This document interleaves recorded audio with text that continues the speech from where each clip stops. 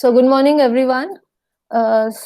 So hopefully you have seen the circular related to your change in the mode of internals. Previously, I told you that we'll be having two, but on basis of the requisition of the students, it's been now only one internals what we will be having finally. So even the dates are declared when you have in the last week of May.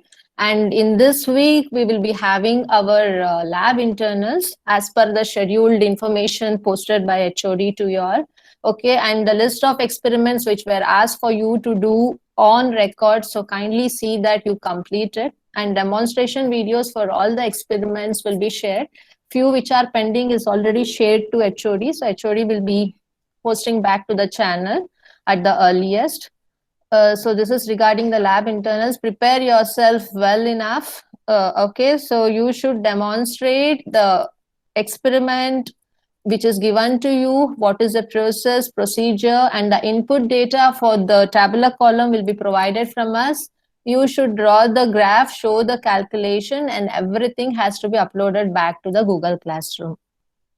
So I will share you like the what will be the time when you have to do it, everything shortly within this week. So yourself be prepared for the lab internals in this week, hopefully on 23rd and 24th. What's the date which was being told? 23rd, 24th, is it?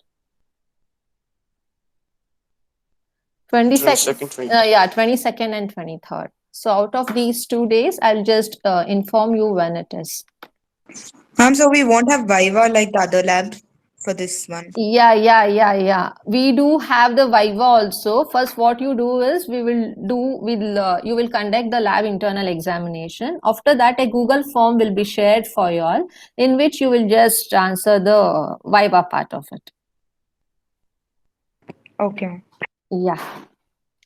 So, any doubts related to this? Shall I start up with my regular class? So in the last class, we were dealing about strain measurements, if I remember, yeah. So we were dealing about, we dealt about all the measurement parts, so measurement of force, torque, power, pressure as well. Then we had come into the strain measurement. So in that we just dealt about what do you mean by strains, so how we do the strain measurements, what were its classification. So we briefed out related to mechanical, optical, electrical strain gauges, right, in depth. And we also spoke about the advantages and disadvantages related to all the type of strain gauges under the classification for strain measurements. And we had just briefed out what you mean by electrical strain gauges and its classifications also. So we were supposed to start after the exact classification of our strain measurement instruments. In our syllabus, you have in depth to study about electrical strain gauges. Okay, so in that, the electrical resistance strain gauges, what you have to understand. Even in electrical strain gauges, there are different classification, what we have to go on. So in today's class, we'll be focusing on electrical resistance strain gauges, basically. So this also we had covered. What do you mean by electrical strain gauges? So if you want a brush out again, it is nothing but a strain gauge which changes the strain produced in the form of any electrical characteristics which are needed. So there are many electrical characteristics. So based on the requirement, the induced strain will be converted into the output electrical signals as per the requirement. So in case of electrical strain gauges, always an electrical output has to be embedded so that it magnifies the output signal what it has been received. Though, as a result, the electrical methods of strain measuring are very highly sensitive and it possesses ability to respond to dynamic strains. So you're not focusing only on the static measurements here. Electrical strain gauges are mainly meant to evaluate the dynamic characteristics of the electrical output parameters which change with respect to time. So since it is very highly sensitive, it can respond to even a minute amount of strain to that of the maximum amount of strain being induced at any period of time, and hence it responds very quickly as it is highly sensitive. So it is suitable for measurement of our dynamic strains. So in that aspect, the electrical strain gauges are classified into 4 categories. One is the capacitance, inductance, piezoelectric, and the resistance gauges. Out of these, in our syllabus, we do have 4 resistance gauges. Okay, so that we have to cover about here. So we are coming directly for electrical resistance strain gauges. Okay, so you have to understand what do you mean by it and what are the sub classifications we do have based on the bonding type and based on the wiring type. Okay, and based on the semiconductor classification also we have under electrical resistance strain gauges. So let us start up with our topic, electrical resistance strain gauges. So it is widely used, it is the very most commonly used way for measuring the strain measurements. Why? Because it operates on the principle that electrical resistance of a conductor changes when it is subjected to mechanical deformation. So it helps easily in converting the required electrical signal which has been generated due to the induced mechanical deformation. So deformation comes into a picture when it is subjected to any kind of load. So due to deformation, the strain will be generated and that strain will be converted into the required electrical output signal. So here the electrical conductor will be bonded to a specimen always. So you should have an conductivity media. So that will be bonded to the given specimen. And along with that, you will be having an insulating cement under no load condition. So insulating cement also acts like an dielectric material. Okay, so which will form a layer between a conductive material. You'll be having a conductive material, you'll be having the specimen, and in between you'll be having an insulating medium. So here the insulating medium what we'll be using is the cement. And one thing you have to keep it in mind, so the insulating material, the cement which is being used, will not be subjected to any load. So it will be not under any loaded condition. After having the given device framed as per the requirement, okay, so one is a conductive layer and then you'll be having the specimen, and towards the other end you'll be having an insulating cement material which will not be subjected to any loads. After you have the device in hand as per the requirement, then only the load will be applied and it will produce a deformation in both the specimen and the resistance material. Okay, so you'll be having the resistance material as well as the specimen. So due to the applied load, so there will be an resistivity which will be induced, okay, both in the specimen and the insulating material. So due to the resistance which is being generated, so you should use the formula for measurement of resistance of for a given element. So that will be solved by using the equation R is equal to rho times L by A. So where rho will be nothing but the resistivity of the conducting material what we are using, and L will be the length of the electrical conductor material what we are using, and A will be the cross-sectional area of the conductor. So based on the load applied, we will use this resistivity factor of the conducting material, what is the length of the conducting material we are using, and what is the cross-sectional area of the conducting material. So based on these parameters, we will be determining the change in resistance for a given element. Okay, so this is a normal general equation what we use in order to determine the change in resistance in a given conducting material. So that is in the regular case. But if the conductor is stretched, what happens? The length will increase. If the length increases, why the conductor gets stretched? because after the device is ready, we do apply the load. So based on the load applied, it could stretch or it could compress. If in case due to the applied load, intentional force, okay, if it's been stretched, why? Because it is due to the load applied, it gets stretched. So when it is stretched, the length of the conducting material will increase. At the same time, due to the increase in the length, the cross-sectional area will decrease. And as a result, the resistance will increase in the given conducting material. Okay, so it depends upon the type of the load you are applying, whether tensional force or compressive force. So based on that, you will get an enhancement in the resistance value or an reduction in the resistance value. And similarly, if the given conducting material is being compressed, then obviously this is the vice versa result what we get. So due to the compression, what happens? The length of the conducting material will compress. And as a result, the resistance gain, the resistivity factor, what we evaluate will reduce. So these are the two aspects what you have to consider in case of explaining the concept of electrical resistance strain gauge. So what do you mean by it? What is the equation being used and how the resistance changes based on the application of the load. So that you should be very clearly enough be able to explain.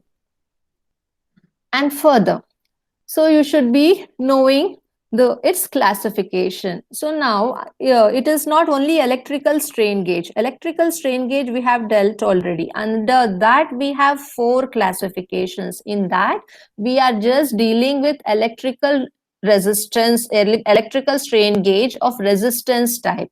In that electrical resistance strain gauge, we now have the classification.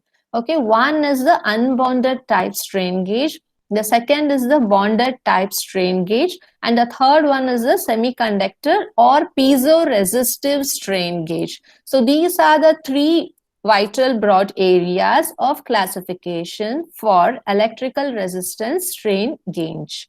So in that you should now understand one by one. So what happens in case of unbonded type of strain gauge? What happens in case of bonded? So in case of bonded type of strain gauge, so here it will be bonded in 2 types. One is by wire type and other one is the foil type. So that we have to go in depth. What do you mean by it? And lastly, it is a piezoresistor, semiconductor strain gauge.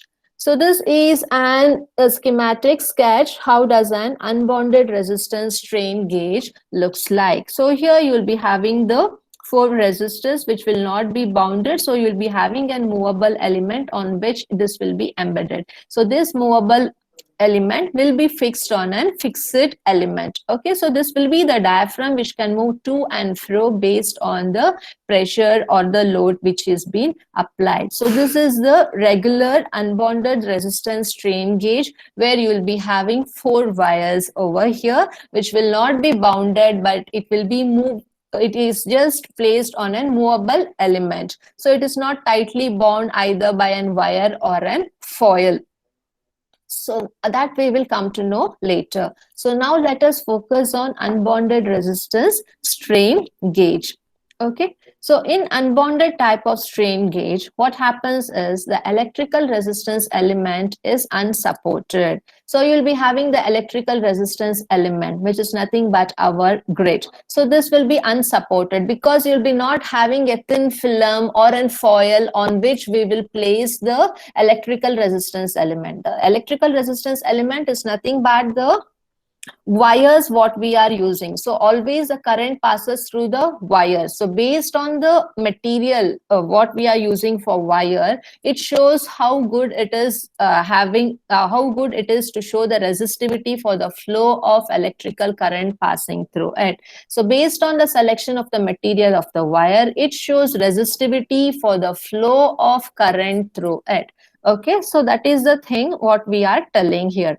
So if it is an unbounded type of strain gauge, the electrical resistant element is unsupported because it will not be bonded to any thin films or foils. You know how a foil looks like, aluminium foil, right? So it will be of that kind, in which the electrical wires will be bounded by using some adhesive material. Okay, here it is not bounded. The wires will not be clamped. It is just placed on the moving element. Okay, so it won't be bounded. It is an unbounded where you don't have any support. You have fixed kind of thing for the given wires. So what happens here is a fine wire is stretched out between two or more points. So here you can see 2 points A and B. So a fine wire will be stretched out between two or more points. It is not necessary that you will be having only 2 points. So based on the requirement, you can have more than 2 points also. So this wire will be stretched between the given points. So it may form part of a rigid base and it is strained as shown in the figure. So since this is bounded between the 2 points, 2 points here A and B, and if you're stretching both towards an opposite direction, what happens then? And tensile strain is being induced in the wire which is bounded between the 2 points. So due to the induced strain, so there will be change in the resistance. So a change in its resistance is measured by using a suitable circuit. So this wire has to be connected to a suitable electrical circuit. We have studied some Ballard circuit, right? And also an simple circuitry system we had studied during the time of measurement of transducers, or any kind of simple electrical circuit, simple electrical bridge could be used in order to connect the two ends of the wire. So by connecting that to a simple respiratory current type of circuit or any other kind of thing, so you will be able to measure the change in the resistance. So in case of unbounded resistance strain gauge, you have to think first, it will not be bounded to any thin films or foils. It will be just wounded freely about the given 2 or more points, and then when these 2 points are pulled in opposite direction, what happens is, due to the pulling force in the opposite direction, the strain will be induced, and this tensile strain, because it is pulled in opposite, it has been stretched, it has not been compressed, and as a result the tensile strain will be generated. So due to the tensile strain generated or induced, there will be a change in the resistance. Okay, so change in resistance offered by the wire for the flow of current will be measured by connecting this to an bridge circuit system. Okay, so this is about the unbounded resistance strain gauge. So here this also you can see the same thing here.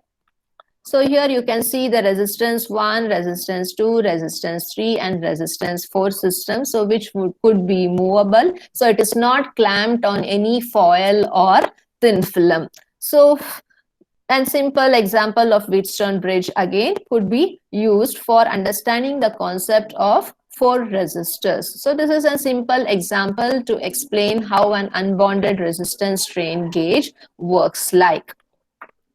So if you want to go in depth here, you can understand. So here 4 separate resistance wires are connected electrically to form a Wheatstone bridge. We have studied about the Wheatstone bridge already during the time of strain gauge measurements experiment. So there also we dealt about the theory of what you mean by strain gauge, its classifications, not in very depth, in brief way, which was essential for solving that particular experiment. So in that aspect also we studied about the Wheatstone bridge and all. The same thing, little bit elaborative way. So here 4 separate resistance wires will be connected electrically. So all these 4 will be connected in an electrical form in order to get the required Wheatstone bridge. Okay. And here, by this, the wire is adjacent bridge arms are subjected to the strain of opposite sign. So always you see, you will be having 4 resistors. So it will be in opposite direction, A, B and C, D of opposite sign in the strain induced, because 2 will be compressed and 2 will be in under tensile force. So a combination of all the four will provide a null value, and it shows for balancing of the bridge. So these resistance wires will be wrapped around electrically insulated pins. So these resistance wires will be wrapped around it by using the insulated pins, because we need some insulating material also. I told in a strain gauge, you will be having a conductive material, right, along with the element what we have to measure, and you'll be having an insulated cement material as a basic device, how a strain gauge looks. In case of unbonded things, so you will be having the resistance wires which will be wrapped around electrically by using insulated pins. So that's when the platform is moved relatively to the fixed base. So you'll be having the fixed base over here. So these are the four wires, so which are clamped around the fixed base. So on this fixed base, you have the four resistance wires. So after this fixed base, you have another platform called as a movable platform. Okay, so these are electrically insulated pins. At the tip of the wires, you see that this has been embedded by insulated pins. You cannot leave the wire end like that only without providing an insulating. It becomes short circuit. Always you should see that the ends are insulated properly, and hence the four wires what you're using will be embedded at the tip by using electrically insulated pins. So this will be placed on a fixed base, and this will be next having an movable platform. So this is the arrangement how it looks like.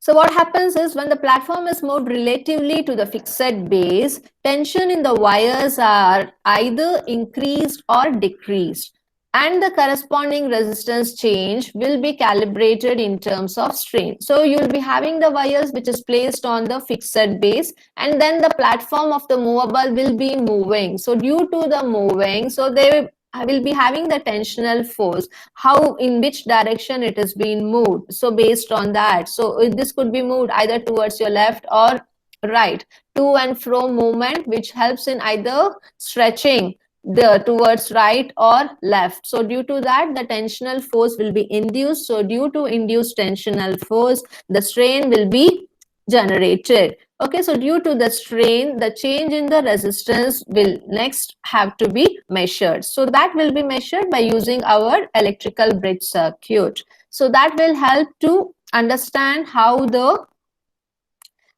change in resistivity could be evaluated.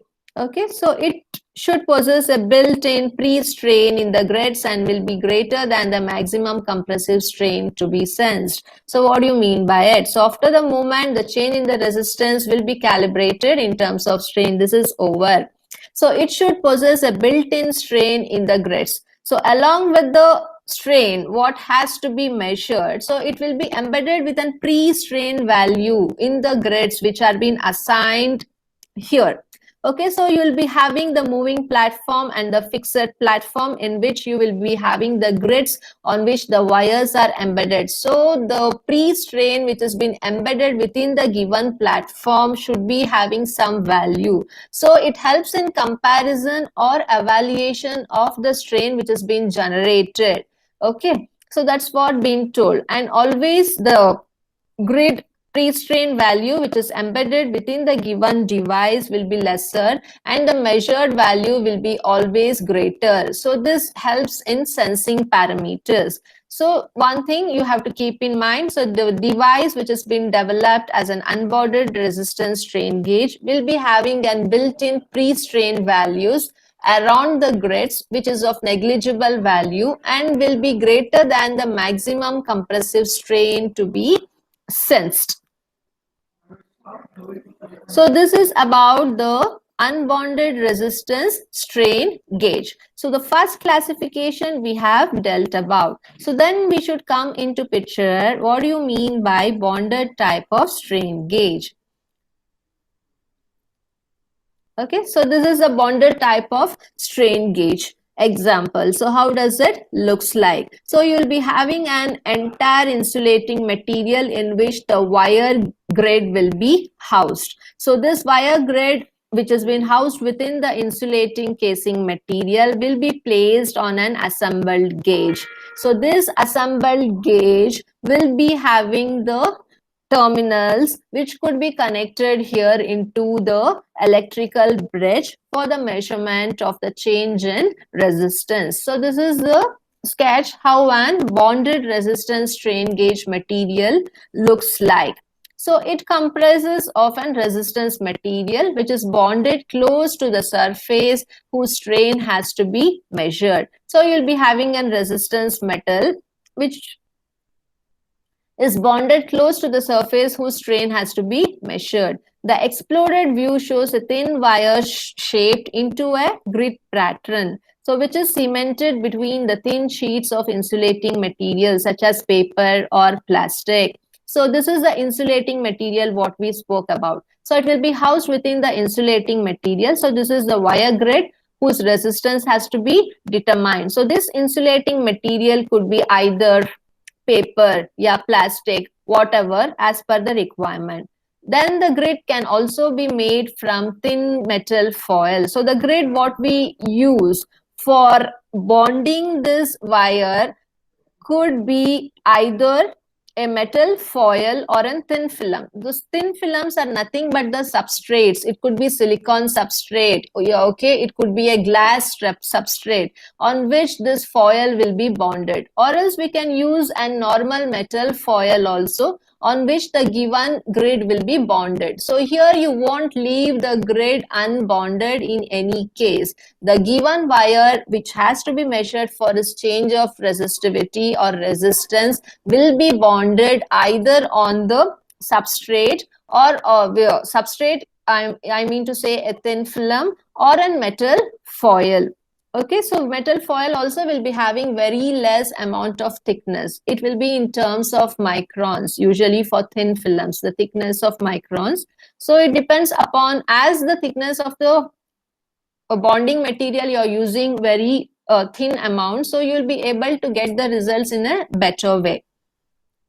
So here the assembled gauge is bonded to the surface with a thin layer of adhesive. So in order to bond this wire to the foil, as I told you in the beginning, you should be having an adhesive material. So without using an adhesive material, you cannot bond the given wire grid into the substrate or into the foil. So for that we use an adhesive material. So adhesive material could be a layer of wax or any other adhesive material. So based on the selection of the wire, what you are using to be bonded with the foil, you have to select which type of adhesive you are going to use. So in case of thin film metal foil, we can go up with an adhesive material like a thin layer of wax. So all this wax will help in bonding the metal grid to the foil or to the substrate in case of thin film. So the grid experiences the same strain as the material to which it has been bonded. So the resistivity which is being offered due to the induced strain will be same for the grid as well as to the foil which is being bonded by using the layer of wax. There will be no variation in the strain induced irrespective of whether it is falling on the grid or on the adhesive material or on the foil or the thin film substrate. So the gauge is most sensitive to the strain along its axial direction. So the gauge will be more sensitive for the strain along its axial direction. It could be either in X or Y. So based on these two directions, the strain induced will be the maximum. Okay, so the gauge is more sensitive to the strain along its axial direction, while the strain in Y direction occurs based on the Poisson ratio effect. So based on the Poisson ratio induced due to the stress and strain generated in the material, you can calculate where you get the maximum strain value and where you get the lesser value. So In this way, based on the Poisson ratio effect, you can tell amount of strain induced in the y direction, but the gauge will be having more sensitivity to the strain along its axial direction, which is x. So this causes a change in resistance, and it can also lead to an error of 2% in the measured strain when using the wire bonded gauge. So what does it tells you? It helps in identifying what is the strain which has been induced along its x and y direction. Along with that, it tells that the amount of change of resistance which is being calculated by connecting to the electrical bridge circuitry system can also deviate you by an error of 2%. Why? Because it has been bonded, okay, by some adhesive material. So it obviously will be having some percentage of error due to using an adhesive material as an extra layer for bonding the wire grid into an foil. So due to that, you will be having negligible amount of error associated in the amount of value of resistivity for the flow of current, which has been measured by the help of electrical bridge circuitry system. Okay. So this is about the bonded type strain gauge. In that, now we have two classification. One is the wire type and the foil type. So this is the wire type. So in wire type, what happens is it consists of a very, even in wire type and the foil type, in both the cases, it will be bonded by using some adhesive material, and hence it comes into the category of bonded resistance strain gauge. Okay, so here in case of wire type, it consists of a very fine wire, and its specification will be always with a diameter of 0.025 mm, and it will be wounded into a grid shape as shown in the figure. So it will be wounded in such a way that it looks like an grid what you are having of equidistance between them. So the grid is cemented between the two pieces of thin paper. So the grid which has been now developed will be cemented between two pieces of thin paper. So these thin paper or the plastic will act as an insulating material, right? So you should be having a conductive material and insulating material in order to check the resistivity of the given grid wire for the flow of current. And hence here we are using two thin papers. So the grid which has been developed will be cemented between the two pieces of the thin paper with plastic or ceramic baking. So it could be either by using a plastic or by using an ceramic material. So ceramic baking is nothing but the ceramic could be developed in the form of a bulk or in the form of a very thin layer. So here we are using the ceramic baking of very thin thickness. So if it is bulk, it looks like in capsules of pellets like kind of. So it is not ceramic pellets, it is ceramic backing, plastic or ceramic backing. So this is done in order that the grid of the wire may be easily handled. So in order to handle the grid of the wire easily, for that purpose this has been developed. So you have to embed the given grid within the plastic or ceramic baking. So this acts as an insulating material as well.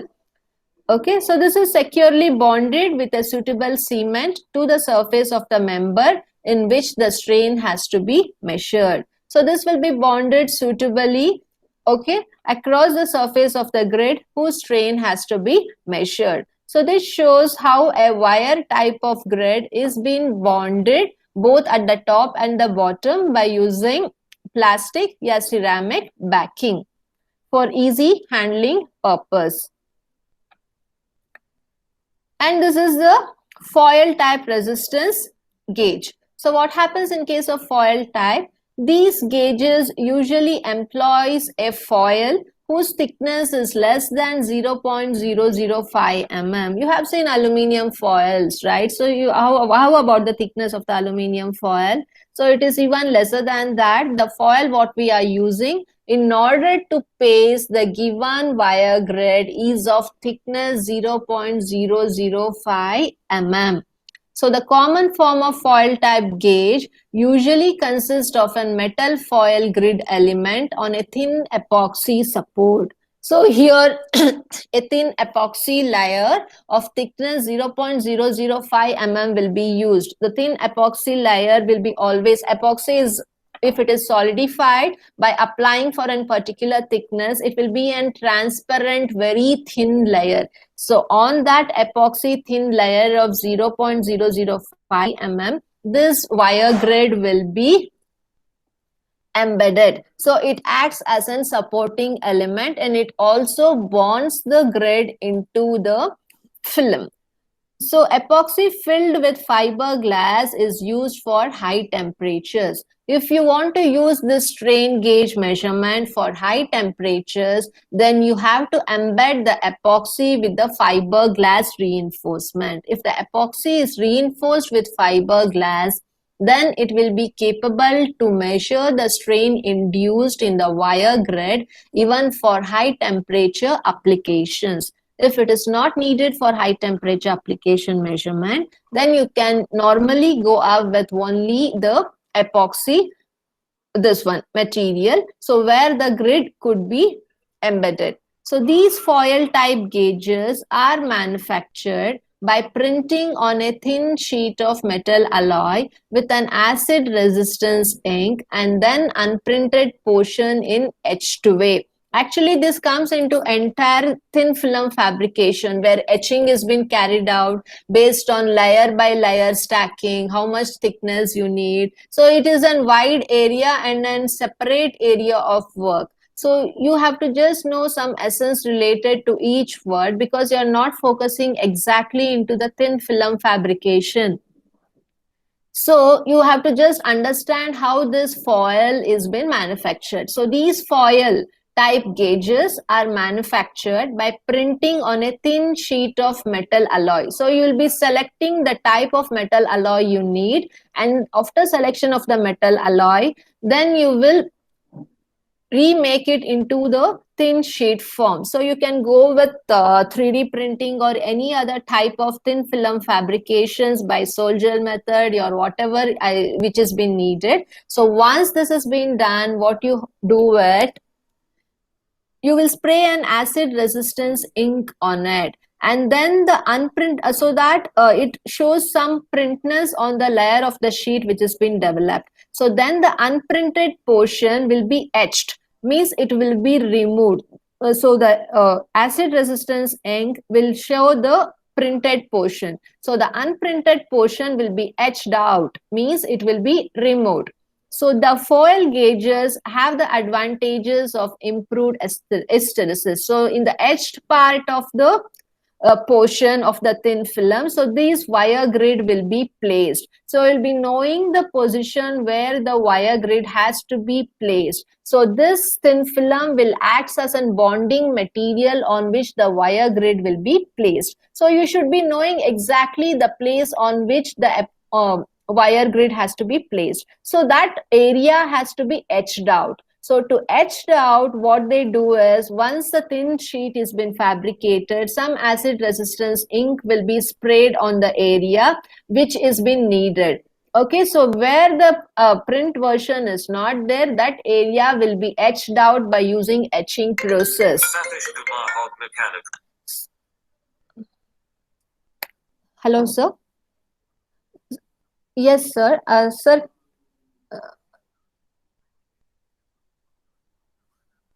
Yes, sir. हाँ हाँ हाँ हाँ.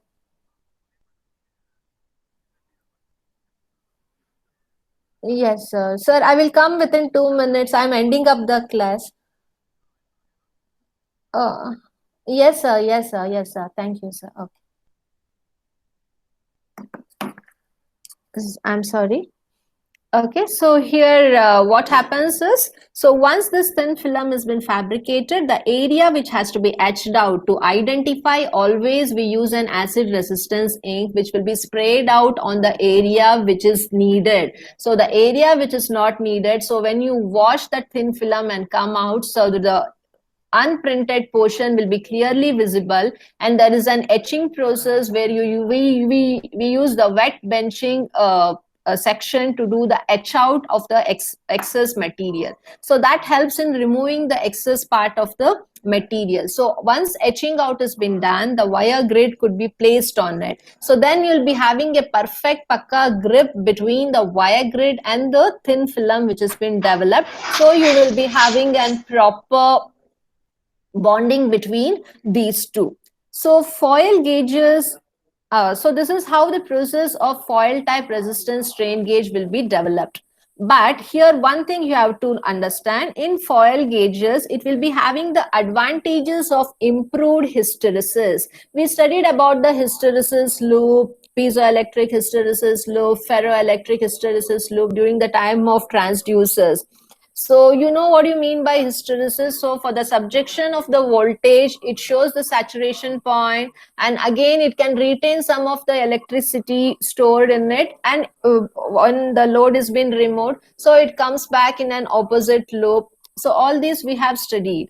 So related to this foil type resistance strain gauge, due to the bonding between the good bonding between the foil and the wire grid, it helps in excelling in improving the hysteresis, because it can retain large amount of electricity in it even after the load is been removed. So that is the importance of hysteresis. So it could be also having a better fatigue life and lateral strain sensitivity. So even the strain sensitivity in lateral direction and its fatigue life can also be improved due to the bonding type which is being used over here.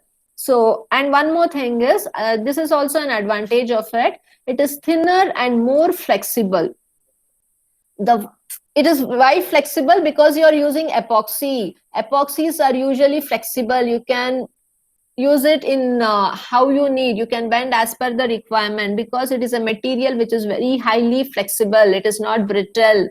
Okay, so, and it is thinner. So how much thinner it is, you can blend like anything where you need the movements. So it is thinner and it is more flexible. Thus it helps in permitting to be applied to fillets and sharply curved surface. So any curved surface you need, so you can blend and use it how it is required, because it is too flexible. This is other advantage.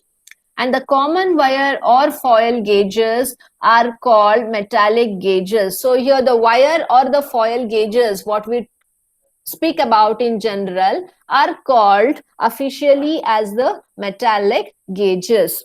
Okay, so this is how an foil type resistance strain gauge looks. It will be just an transparent layer, so which will be visible. So it will be made up of epoxy. If you need for high temperature measurement, you will mix the epoxy with that of the glass fibers, so that the strain gauge can be used for high temperature. So this after fabricating this thin film with the fiberglass for high temperature, then what you do is you will be spraying the acid ink, so that this the acid ink will be sprayed only in the area where you need to retain the material. So the unprinted version will be in this direction. So this unprinted version will be etched out by the etching process. So once the etching process is done, so the wire grid will be clamped in this epoxy thin film. So it helps in having a proper adhesion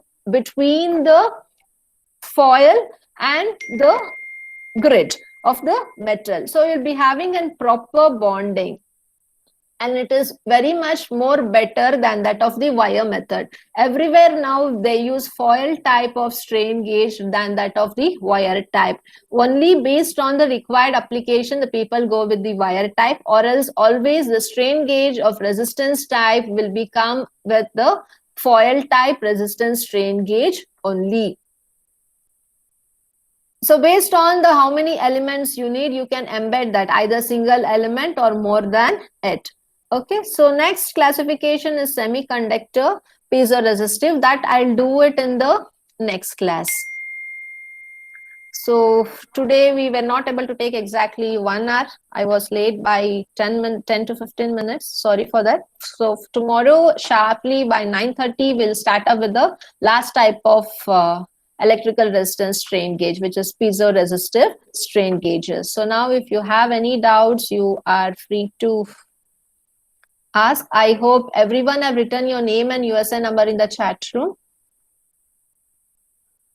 If anyone else have not written, kindly add on. If you have any doubts, you kindly speak up. Along with that, please see that you prepare well for your internals as well as for your lab internals as well. Ma'am? Yeah, please. Ma'am, in these lab internals, how many experiments do we have? See, I think you have received the mail from HOD, right? Yes, ma'am. The mails, there was a PDF that he sent. Yeah, It yeah, stated yeah. that there will be only like the first 5 experiments that we already finished it in college, and there'll be 2 new experiments. For the internals you're speaking. Yes, ma'am. That's what a PDF that was sent in the formal group was telling us.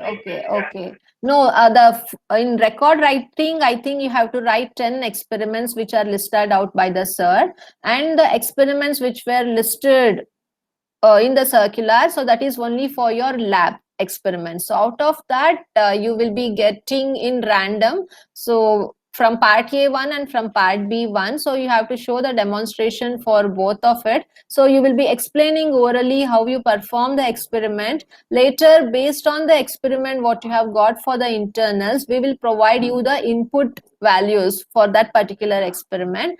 And after your explanation, you will be allowed to draw the table in a sheet of paper. So you will show the calculation. You please keep the graph ready with you, plot the graph. So after completion, you will just upload it back to the Google Classroom. So the time schedule which will be given, hopefully 1.5 hours or 2 hours. I'll just check the circular. I will update you in the Google Classroom. Don't worry.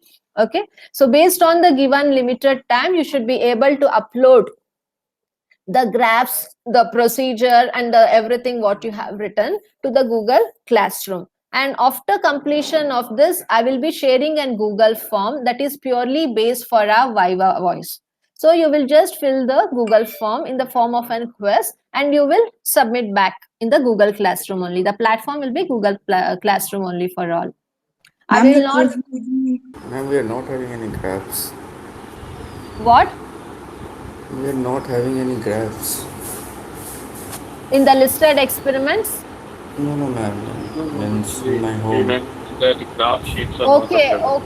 Okay. Graph sheets are not available. Fine, no worry. At least you can try to draw the grids as per 1 centimeter, 1 centimeter. That you can make and keep it ready, right? In a plain A4 sheet of paper. That is possible, no? Tarun? But values will be incorrect.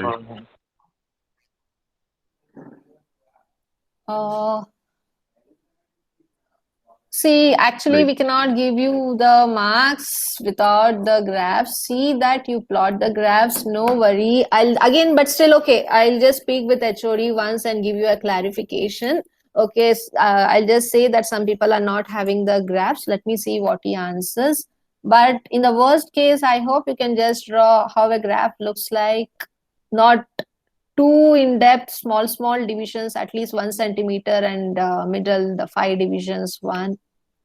Or else, do you have the this one, sketchbook something? No? Where you will be having the grids, what you were using in the first year of your graphics. You have any extra sheets which is left out in your home?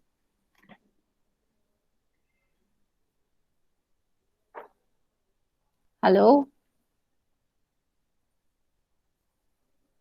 You have to look for it.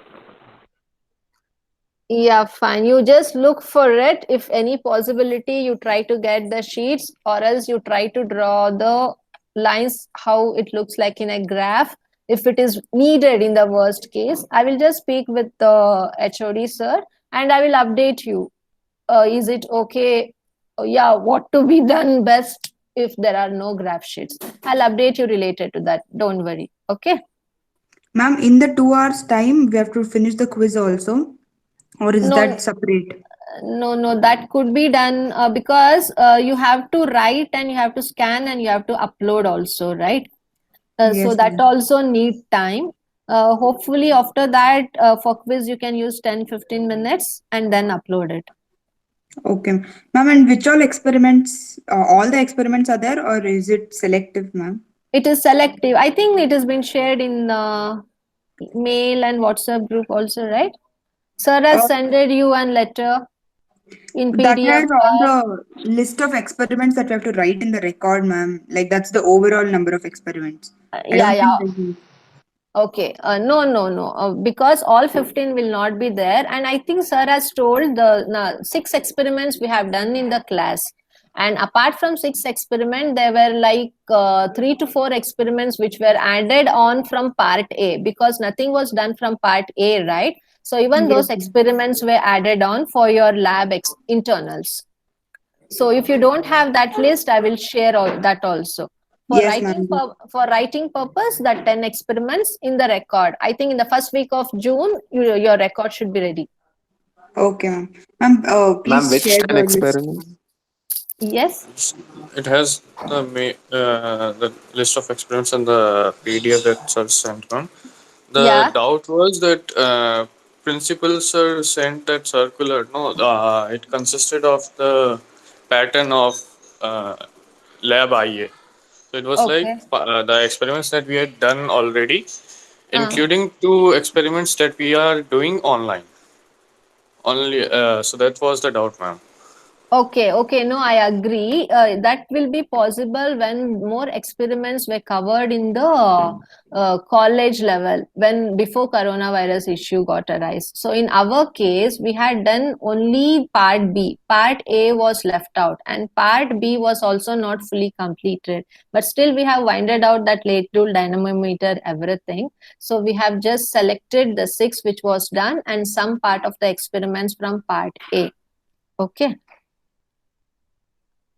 Yes, ma'am. Yeah, because at least 75% of the experiment should be considered for the internals or the externals, whatever, out of the available experiments. In our case, it is 15 overall what we have.